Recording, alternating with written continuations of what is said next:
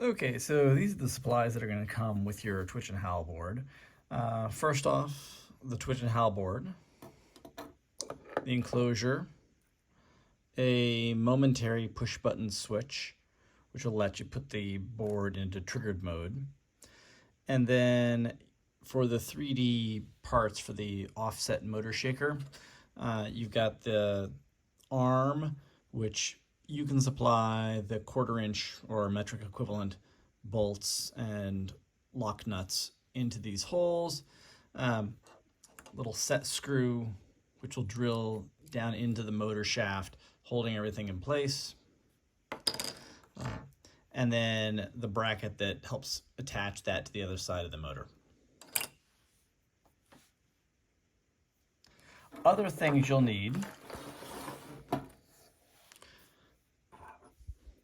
least a couple of micro blade and Phillips screwdrivers,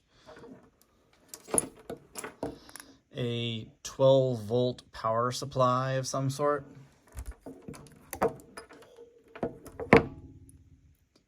some wire, 20 gauge to 18 gauge should be fine. And here I'm going to be using a small battery-powered speaker with a 3.5 millimeter audio cable attached to that. Also, just for assembly purposes, I have the offset motor arm shaker that I've already built, and we'll be wiring that in to the Twitch board just for demonstration purposes so I can show you how it works. So first off, we take the board. Quick orientation. So you can see down here at the bottom is the 12-volt power in, positive and negative. Don't mess those up. There's not really any reverse polarity protection, so you could fry your board potentially. And then the outputs are right beside that. We have 3 dials. Top dial is for interval, which is the background rate time between pulses. The pulse wave modulation, which is sort of like a dimmer switch. Here, because we're using the TT motors that operate off 6 volts rather than 12 volts, you want that at the halfway point. So it'll be supplying an effective 6 volts to your TT motor. And then the bottom one is duration. I've went ahead and set this for the duration of the audio clip that I have installed here, but you can make this either longer or shorter by adjusting that potentiometer to the right or to the left. Other things we have here is the 3.5 millimeter audio jack output, which is up here at the top. The trigger. The board goes into triggered mode whenever plus and T are connected. And so we'll have that set up here with our momentary push button. But you could also use a PIR sensor. That's what it's made for as well, so that'd be really good. And then just below that, there are 2 pins which you could wire directly to an unpowered speaker. And so if you have something different than a standard battery-powered speaker, you just have something you take off the stereo system otherwise that you wanted to run for 3 watts of power, you could plug that directly into here. This is our audio chip. You can use if you went ahead and plug a USB, I think it's a micro USB, might be a mini, into there, your computer will recognize it as a USB drive, and then you can drag and drop audio files onto that. There's more information on my website, and you can also feel free to email me if you got other specific questions about that. But in any event, so what we do, first off, let's go ahead and hook up the power. And so make sure they're undone entirely, slide them in.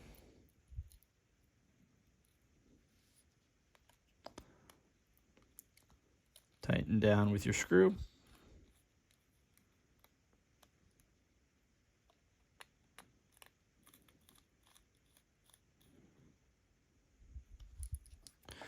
All right. And then that can clamp into your 12-volt power supply, or however you have it set up is fine.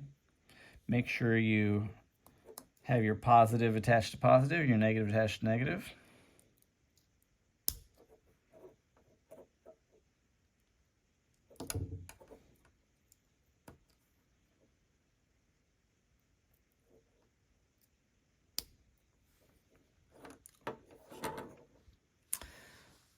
And then for the motors, it doesn't really matter too much which you have as positive and negative.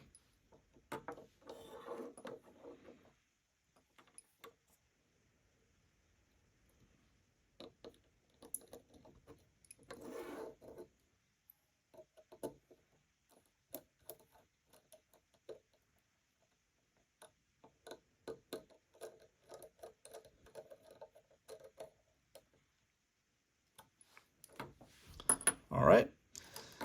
Then here's our momentary switch. I'm going to plug in, connecting, you can see there the T and the plus. Because it's just a connection, either orientation is fine. It doesn't really matter which wire is attached to which. And then for my speaker, I'm going to go ahead and plug my speaker in to the board like so. All right, so now we should be able to, moment of truth.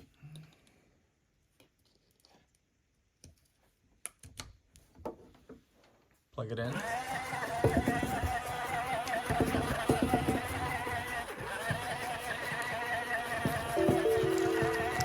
AUX 模式。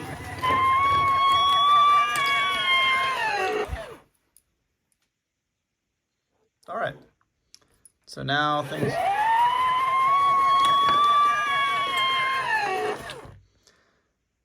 It will continue to go at a background rate, which is fairly random and unpredictable.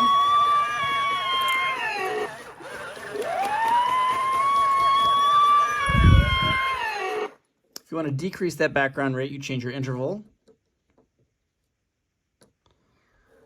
So now I've increased the interval between them, and so it's going to be less likely to go off on its own. It still will occasionally, but less often. And then if I want to make it go off, I can push the push button.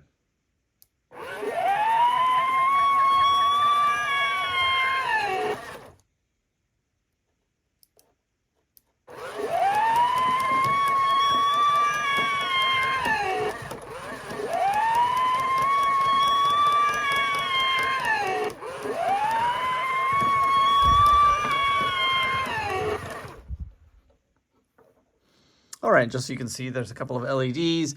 LED 1 means that it's in triggered mode. LED 2 means that it's actually activating and going off. And then there's a LED on the audio chip when it's providing audio out. So there you have it.